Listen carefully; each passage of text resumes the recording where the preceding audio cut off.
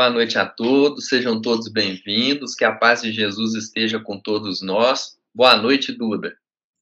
Boa noite, André. Boa noite a todos. Sejam todos muito bem-vindos ao Reflexões com Emmanuel.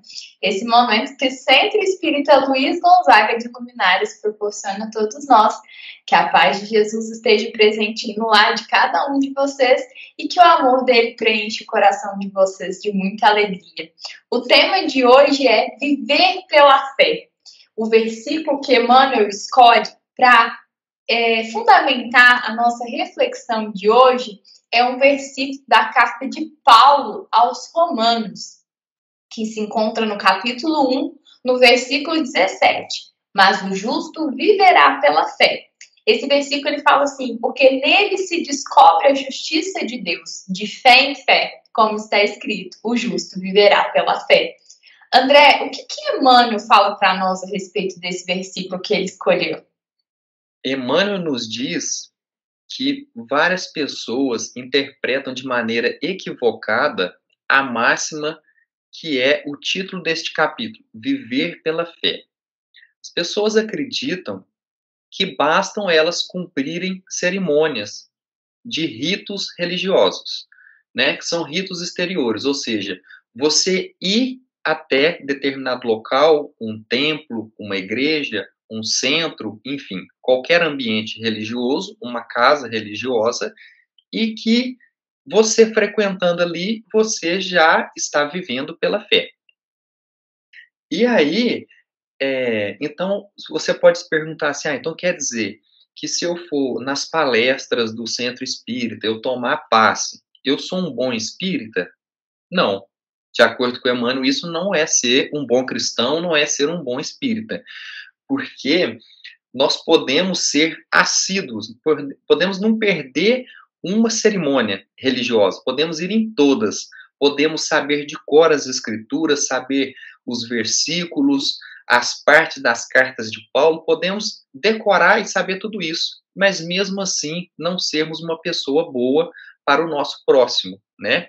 Então, Emmanuel está dizendo aqui que ser cristão não é bater ponto, não é chegar no final assim do mês e falar, olha aí, ó, eu vim todos os dias. Não, mas o que conta é o seguinte, é o que você está fazendo quando você está ali e quando você sai dali. E aí Emmanuel coloca assim, ó, mas nem sempre vemos o bom ritualista aliado ao bom homem. E antes de tudo, é necessário ser criatura de Deus em todas as circunstâncias da existência. Então, o que ele quer dizer é que conta mais para Deus o que fazemos e como fazemos durante o nosso dia do que apenas naquelas horas que nos dedicamos para Deus, para ir na casa de Deus. Então, todo o nosso dia conta para sermos um bom cristão. Então, o que precisamos? Devemos vestir a fé para que ela expresse o nosso modo de ser. Porque você já percebeu, quando a pessoa coloca uma roupa assim colorida, você fala, nossa, aquela pessoa, só vejo ela com a roupa colorida, é uma pessoa, eu acho que é uma pessoa alegre, uma pessoa feliz. Então, quando a gente veste a nossa fé, a gente expressa para os outros o nosso modo de ser, a maneira como nós enxergamos a vida, como nós lidamos com as situações que nos ocorrem. Portanto, eu acredito que é o seguinte, que deveríamos trocar isso de viver pela fé e colocarmos vivermos em fé, porque aí quando você está em fé, você está o tempo todo, né? E você não vive por aquilo, você vive Jesus vivia todos os ensinamentos de Deus. Ele não estava ali por aquilo, ele era aquilo, né? Duda, qual foi o trecho que você selecionou para nós hoje? O André escolhi um trecho que fala de Paulo de Tarso, né? Emmanuel cita Paulo de Tarso, né? Que ele fala assim que o Paulo, quando disse isso, ele queria dizer que o justo será sempre fiel. Então ele fala assim, Paulo de Tarso queria dizer que o justo será sempre fiel, viverá de modo invariável na verdadeira fidelidade ao Pai, que estás no céu. Aqui ele fala, né, exatamente dessa dificuldade que temos ao passar por algum problema. Porque se nós vivemos em fé, a gente precisa acreditar que a justiça divina, ela está acima de todas as coisas. E que Deus é justo. Isso é o que cremos. Então, quando vivemos em fé, isso passa a ser como parte basal da nossa fé. É acreditar nessa justiça divina. E aí, quando a gente passa por essas dificuldades, porque vamos passar, não é mesmo? Isso não pode abalar a nossa relação com Deus. A gente precisa se manter fiel. A nossa fidelidade precisa ser verdadeira, como o Emmanuel diz aqui. E a gente precisa também pensar que essas dificuldades, não são todas, é claro, mas muitas. Se a gente olhar para trás, nós podemos perceber que a gente consegue tirar alguns ensinamentos. Porque muitos, às vezes, a gente não vai ter ainda, precisamos ter paciência, que a gente não vai ter a capacidade ainda de conseguir sozinhos chegar nessa conclusão e nesse ensinamento. Mas muitos, vamos olhar para trás e pensar que a gente conseguiu aprender, tirar proveito dos nossos erros e das nossas dificuldades. André, você tem alguma historinha que possa ilustrar um pouco para nós a fé hoje? Eu tenho um texto aqui, que é deste livro aqui, ó, Lampadário Espírita, do Divaldo Franco, pelo espírito de Joana de Ângeles. E aí no capítulo 3 se diz, considerando a fé. E aí ele descreve para nós, ele vai nos contar o que é a fé e como deve ser a fé. Não esperes que a fé te busque o país da alma, qual hóspede inesperado que chega após viagem bem-sucedida. Examina a aflição que te alcança o domicílio mental e lança-te no intrincado meandro dos estudos das causas, no culto da oração, meditando para discernir e discernindo para acertar. A fé não se doa, não se transmite. Chama divina arde em todas as almas, aguardando o combustível do esforço de cada um para gigantar-se e clarear por dentro como mensagem de Deus. Então, o que ele está nos dizendo é que assim, a fé ela é intransferível. Você não pode passar a sua fé. Eu quero pegar minha fé, eu quero passar para a Duda. Não tem como. A fé dela é a fé dela, é construída por ela. Então, a fé não é uma coisa que se vende no quilo nem em litro. A fé é adquirida.